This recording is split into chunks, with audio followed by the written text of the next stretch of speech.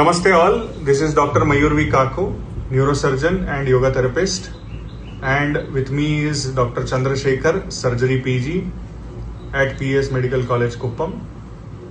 Recently, this month, the July month, we operated 2 medical professionals. We are not proud of that, and we found something serious about it, and that is why we are presenting this video to all of you. It's a very interesting and very alarming topic, and I request all of you to please listen to this video, go through this video carefully, and provide your own experiences, provide your own inputs on this, as it is a matter of life and death for many of us, not only for our patients but for ourselves as well. This is a video or a CT scan where you are seeing chronic subdural hematoma, and this belongs to a person who is a faculty here and who is in his 50s.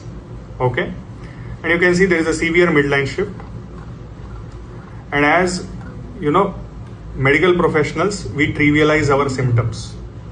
We neglect our symptoms.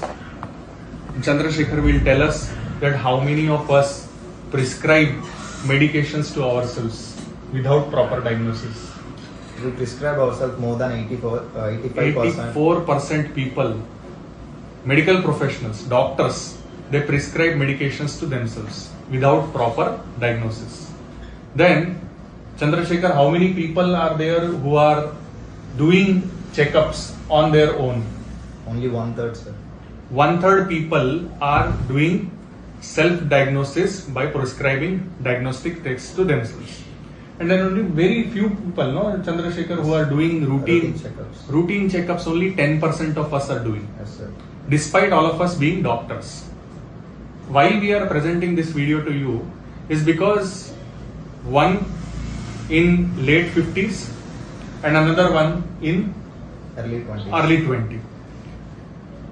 Both of them had same diagnosis, chronic subdural hematoma, and both of them had this interesting psychological behavior. What do you think, Chandrasekhar? What do you think about ourselves? Sir, do we think we are superhumans that we cannot get sick? Yes, that is the point. That we as doctors, in between, we start thinking ourselves as superhumans. That we cannot get sick, that we don't have a right to get sick. Yeah, so we cannot get sick, we should not get sick, we must not get sick, or we don't have right to get sick. That feeling comes because we don't want to become vulnerable. We don't want to become Vulnerable. We think that we are invulnerable. We don't have any right to become sick. That is what we think inside of us. And we are so busy in taking care of our patients that in these cases, I will share with you that, headache is there. Yes, sir. Known case of hypertension is there. We know that if headache is not going away by paracetamol, then we need to consult somebody, evaluate properly. First of all, consult the expert, neurologist in this case. But it was avoided.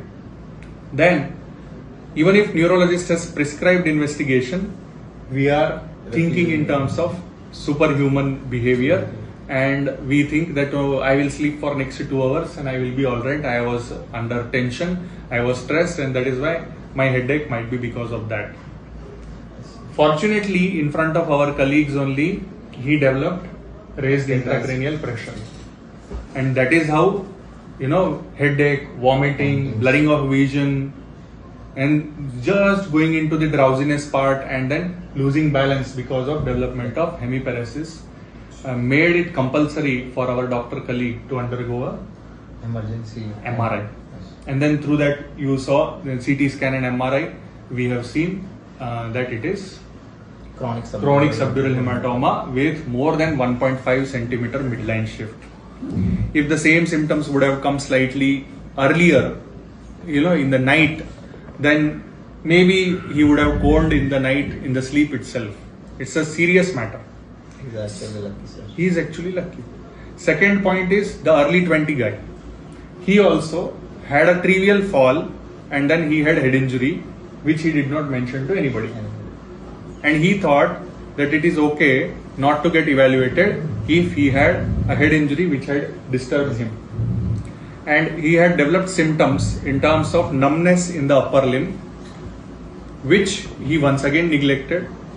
Then his parents intervened, and then that is how they came to the neurologist again. And then neurologist got the MRI done. Once again we had a chronic subdural hematoma, which was also thick one and with midline shift. And mother had given a very interesting history where she told that while eating food, I found him confused. I found him confused, and I found him that he is not speaking properly. And that is how she was able to catch that and drag him to the neurologist. Okay, so mother is a non-medico. So what do you think, Chandrasekhar, about it? What should we do? We should start taking care of ourselves in a better way. Like we have to go for regular clinical checkups, and we should take care of the symptoms more seriously, and prescribing a medication not by ourselves but consulting to the specialist. Yes, We have to take care of ourselves more. And we should not stress ourselves too much, thinking that I am doing this clinical work, I am doing that research work and that and all. We should find time for ourselves. We should not become sick. Yes, It is one statistical data is available that doctors, mean age of survival is just 59 years as compared to 67 years, which is of the normal population in India. So it is a sad story that doctors who are prolonging the life of the population are living shorter than the population itself, which is a loss to the population. Not only to the doctors and their family, but it is a loss to the population, the country as well.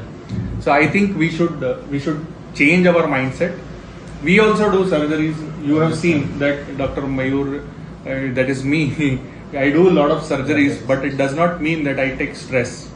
So Chandrasekhar, in 1 month, how many surgeries we did almost? We have done 17 surgeries. 17 surgeries we did, and long surgeries, big surgeries we have done. So many big surgeries we have done.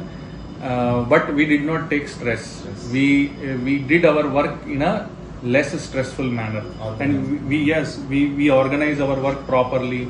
We prioritize the things in terms of health and well-being also, and that is how we do work. And we request and we invite all of you to do the same.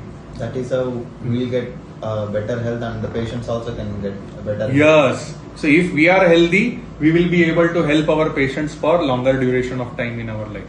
So that's a very beautiful point, Chandrasekhar, and it was a nice experience for me to work with you in last 1 month. And all the best for your future endeavors. Thank you, sir. Thank you. All the best.